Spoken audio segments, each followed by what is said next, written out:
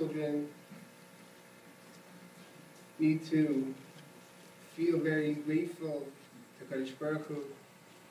Growing up in the time that we did, when people lived before us, and even those in our generation, so many of them didn't have grandparents.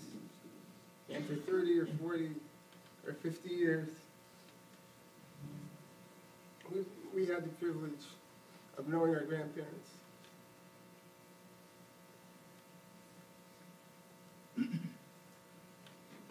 In my personal family, we had a situation that was unique. A situation where we had 8 grandparents. They were the ones that were our role models, our inspiration, that gave us direction. They were the ones, each one living in a different small community, each group, each couple. And in that community, they were looked up to. And they were always there for us. Birthdays, graduations, anything, Yom Tovim, they were always there. They were the ones that were part of us.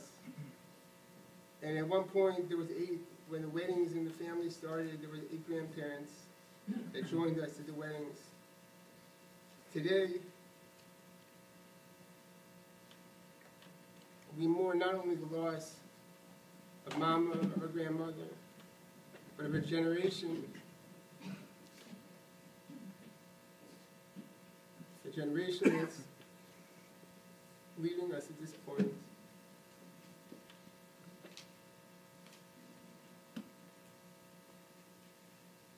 I had opportunity today to travel in the car together with Mama as a shomer. As a shomer, you're limited in what you're able to do. And I had time to reminisce about all the years, all the trips that I made to come to spend, all the times that I spent with Mama.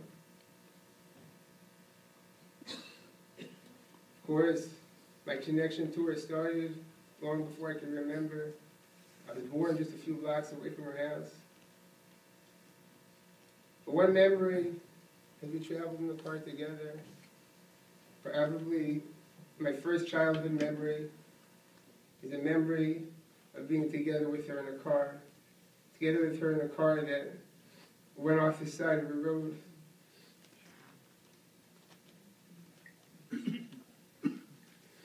And she was trapped inside of the car after it tumbled down for a large distance. The difference was that Kadosh Baruch Hu gave her, after that, 40 more years. And of course, it's not for me to decide what her chus was to have those 40 years, but perhaps I can make 2 points about that. The Bala Musa tell us the way we zeichen din is to have others need you. When others need you, HaKadosh Baruch Hu gives rachamim to a person. And I think back of those years, all the people that needed her, 2 young children needed her. My parents needed her. My father spent his last days in her house. After that, as a young child, I watched as her father spent his last days in her house. At first, there was 2 children that would come. And then shortly after that, one Pesach, 6 children showed up.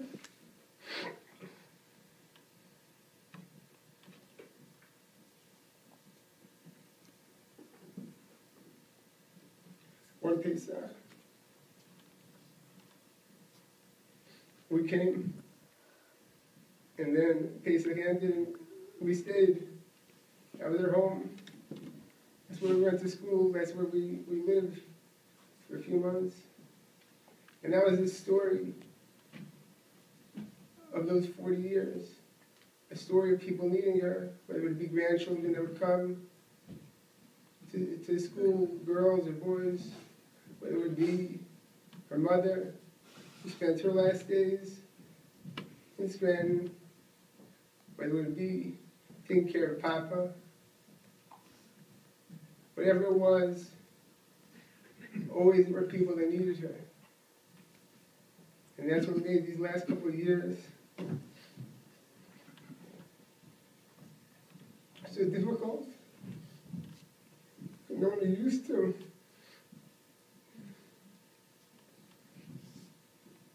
Seem otherwise.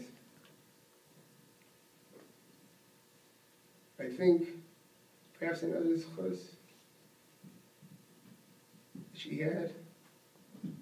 She comes from a rich legacy, from a family that settled in America in the 1800s.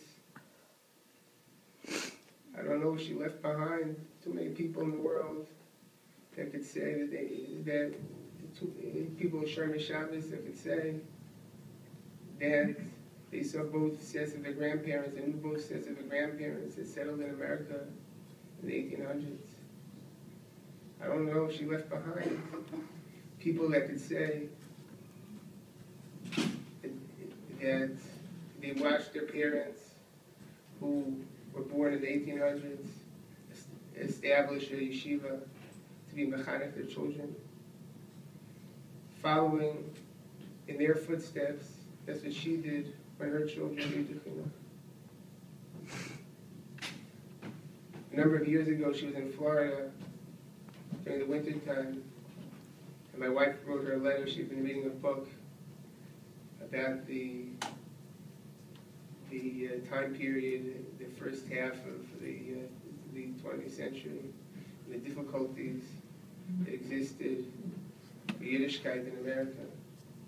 A book about Rebbe Melch Tress. And she wrote to Mama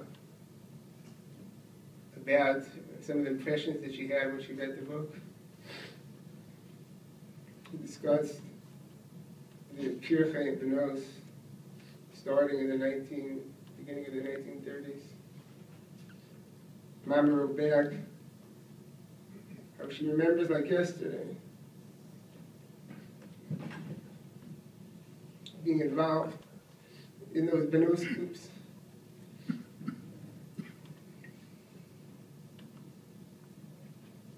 That were established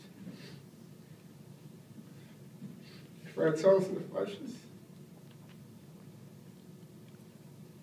Many people could say that they were a Benos leader and their great-grandchildren did the same thing. And this perhaps is what those 40 years were for.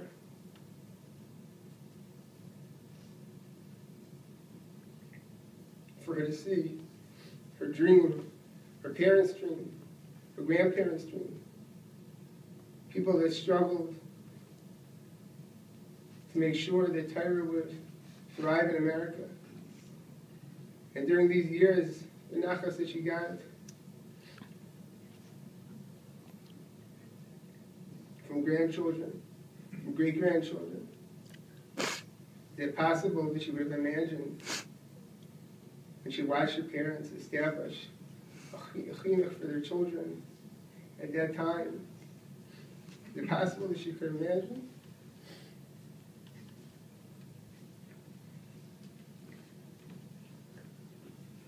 That she would live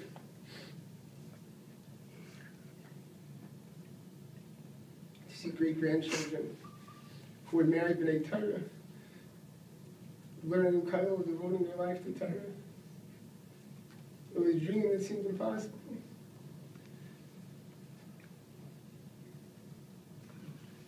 Kadosh Baruch Hu gave her those years for her to see the dream come true.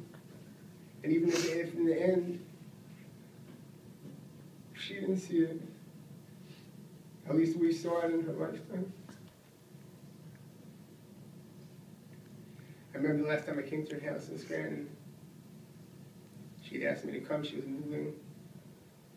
She wanted to arrange for a svarim, to organize them. Pop had a lot of svarim, and she wanted me to look through and organize. And the trip was planned in advance. She knew I was coming. She was waiting for me. We came to the house, and there was a message. She wasn't home. I was very surprised. She wasn't, at that time, believing her house very much. She wasn't really things that were taking her out of the house, especially when she knew that we were coming from out of town. She came back. She was at a levaya. I assumed it was somebody that I knew. I asked her the name. It was a name I never had heard before. I'd been in Scranton many times, knew a lot of the people, a name that I never heard of. I asked her, who is this person? I don't remember the name. I asked her, who is this person? And she said, this is somebody that when we started the day school 50 years ago, it's someone that we approached for help. And I felt it was only right for me to go to levaya. This was her way of showing a Karsa type for 50 years before. But this was part of who she was, selfless, looking out for others. Many of the grandchildren probably heard her say that she doesn't like to get involved